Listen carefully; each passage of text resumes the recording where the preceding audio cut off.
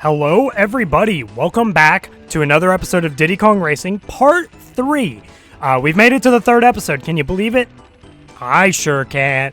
This is my third episode I'm recording today, and I'm having a lot of fun. But in the last episode, as you guys know, after we beat the first tricky fight, we had to go through and replay all of the levels in the little world, and we had to get some silver coins, followed up by, once again, beating a harder version of the tricky fight. I did mention that, for the most part, you're basically entirely done with Dino Domain once you do this stuff, but for reasons that I will not get into right now, there's actually more for you to do. So, we're going to be doing that. Now, if you notice over here, if you go on over here, there's this little encased thing. What is this? Trophy race. So this is the trophy race. Basically, the trophy race is this little sequence of stuff that you can do after you fully complete most of an area. And its whole shtick is that you got to go through and do basically a Mario Kart Grand Prix of all the levels from that world that you're in. So we're going to have to run through all 4 worlds and do the best that we can to get first place across the board. Now, I always found that these trophy races it's kind of interesting how keen they are on making sure that you try and do as best as you can. Now, I do believe, they make the AI a little smarter when you're doing the trophy races specifically. However, I've always said that the CPUs aren't exactly the brightest, especially if you get even a little good at this game. They're a whole lot of nothing, right? They don't serve much of a purpose at all, quite honestly, and they're just kind of pushovers for the most part. So, really, you're gonna basically find maybe there will be some weird oddball situations where I don't get first in a race, but most of the time I would argue I probably will, right? Most of the time I would argue I probably will, and that's perfectly okay. Can you actually do the pause thing? I don't think you can do the pause thing, actually, in trophy races. Yeah. Fun little trivia fact, by the way, while I'm here. As you can see, you guys may have noticed that Banjo and Conker are in this game, if you didn't already know that before. Fun little fact is that a lot of people, I've noticed, for some reason don't know this. Banjo and Conker actually debuted in Diddy Kong Racing. They did not debut in their own games first. Conker especially did not debut in his own games first because in this game, in Diddy Kong Racing, Conker is very much perceived as just like a very happy-go-lucky, cheery squirrel. And if you've ever played Conker's Bad Fur Day, right? If you've ever played Conker's Bad Fur Day, you will know that he is absolutely not filling that bill. He is raunchy. Bro is rated M for mature humored, and it is a whole thing. And they definitely... there was this whole thing of a canceled project for Conker. I think it was called like Twin Tails or something like that. I don't really remember. That was made before Conker's Bad Fur Day. But originally, Conker's actual vision was that it was going to have gameplay somewhat similar to Conker's Bad Fur Day, but the actual gameplay format was not going to be rated M-worthy to the max like Conker's Bad Fur Day ended up being. Personally, I love Conker's Bad Fur Day, and I might even do a Let's Play of it here on the channel in the future. Hey, I got a hit. But it's a great game. I may genuinely do a Let's Play of it here in the future. It would be pretty blind. I played it back when I was like 11, which I know sounds rough, right? Listen, I think if you're 11, you're about getting to that age where it's like, okay, it's fine. We're not going to talk about the sunflower with the boobs, but, it's a thing, right? It's a thing, and, really, what can you do, ultimately, at the end of the day? It is what it is, and I think it would be a fun game to Let's Play. It's definitely not on my soon radar, I would say, but it is definitely a game that I would genuinely look into. No, yeah, you can't do the pause buffer. Okay, cool. But yeah, Banjo, in a similar case, Banjo's a little more true to what he ended up becoming in his own game. But Banjo did actually exist in this game before Banjo-Kazooie ever came out. And I just think that little piece of trivia is a very interesting sort of ordeal, really. I've always found it very, very fascinating how, Banjo and Conker essentially got their starts in this game. I believe the same was also applied to Tip Tup, who is the turtle character in this game, because Tip Tup ended up becoming an NPC in Banjo-Kazooie, I believe. I could be wrong about that.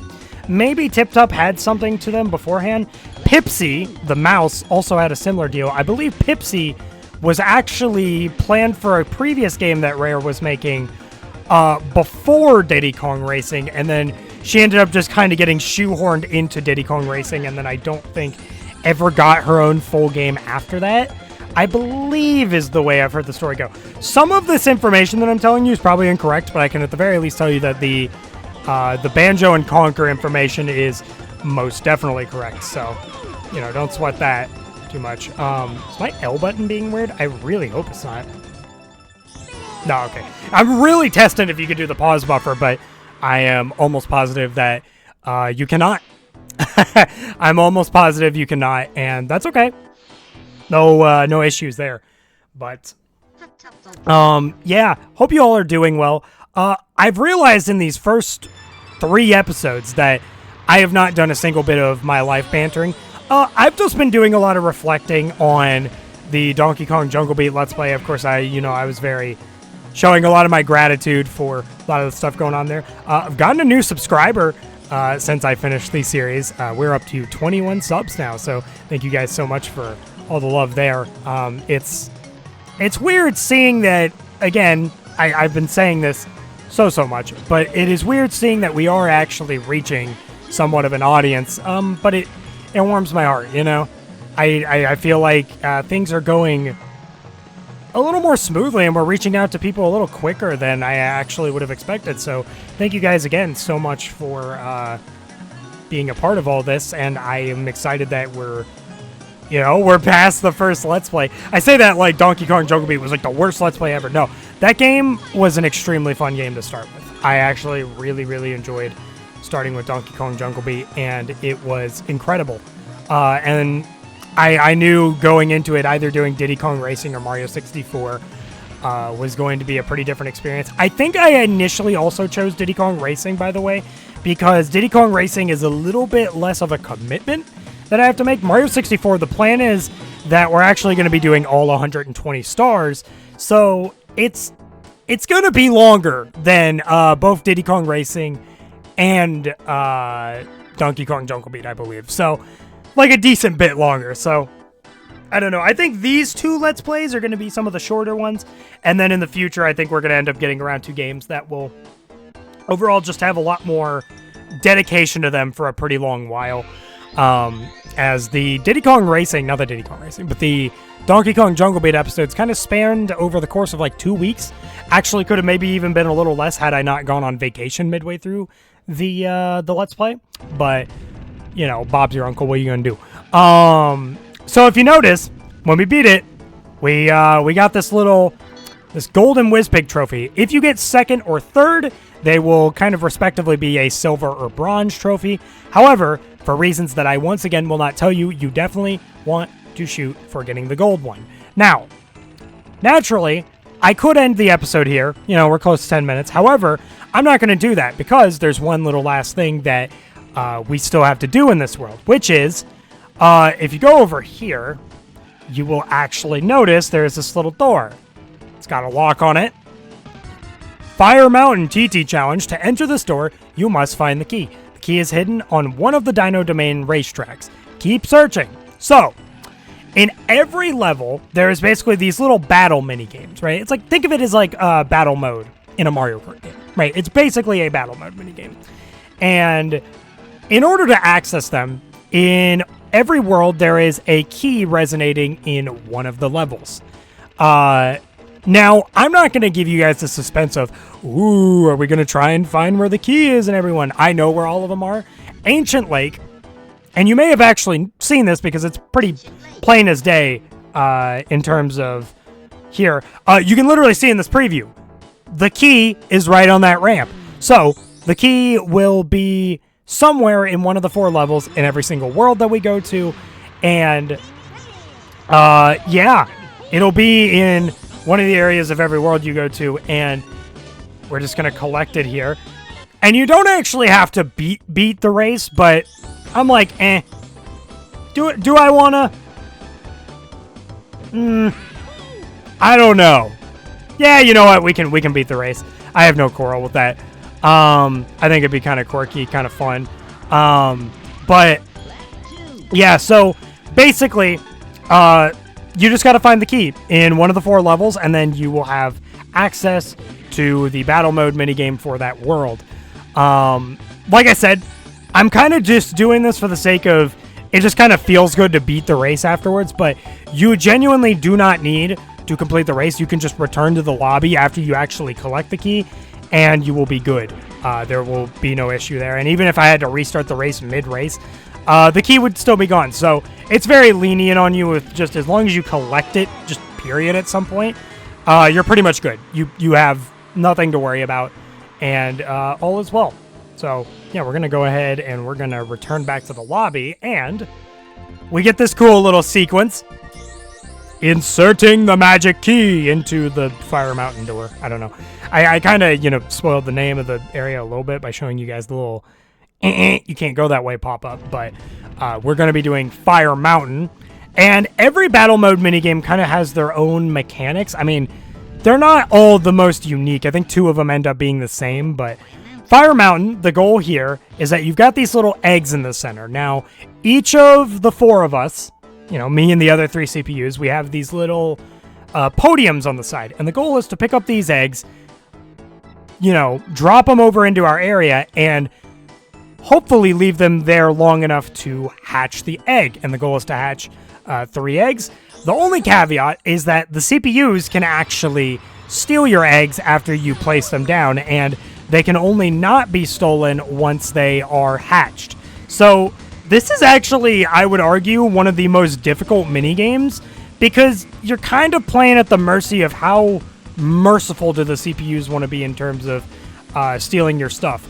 It's kind of interesting that I do genuinely find that this is one of the much more difficult, I guess, things in the game. I think the goal most of the time is just, kind of drop your own egg and then follow a CPU to actually get your own stuff. This is going extremely quick.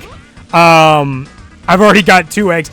I want to assure you, sometimes I normally do not do this well. Let's see if they will actually let me hatch the...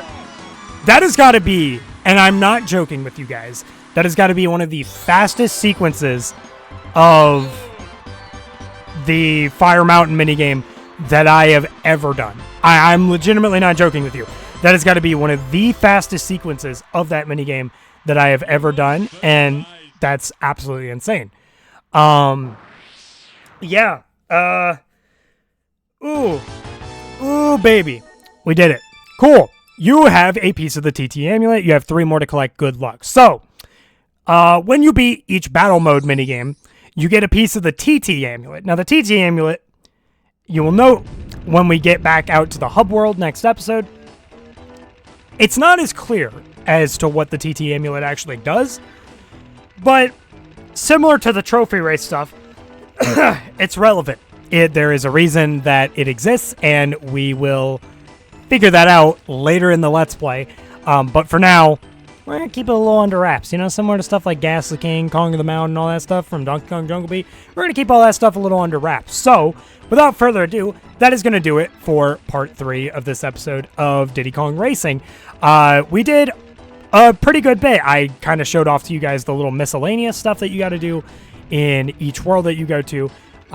We'll basically just have the trophy races to do, and then we're going to, go into the, the level that contains the key for battle mode, get the key, and I guess I'll try and do a unique little thing where I'll actually try and beat the level, but if I can't, it's no sweat off my back, and then we'll do the battle mode minigame. So you guys kind of get, there is definitely a structure, there's definitely a flow for how the episodes of this series are going to be going as well, and it does cause for some shorter episodes, but I do kind of like the shorter burst episodes for Diddy Kong Racing, at least. I think they tend to fit pretty well, and I'm excited going forward. I think this might be my last episode I record today, but I may actually record more after editing these episodes for Dino domains. So without further ado, I'm going to hop up on Howdy here. Hey, if you guys enjoyed this video, make sure to like, maybe comment, subscribe. I don't know. It's your life. Do what you want with it. I don't really care. And I will see you fellas in the next video. Bye-bye, guys.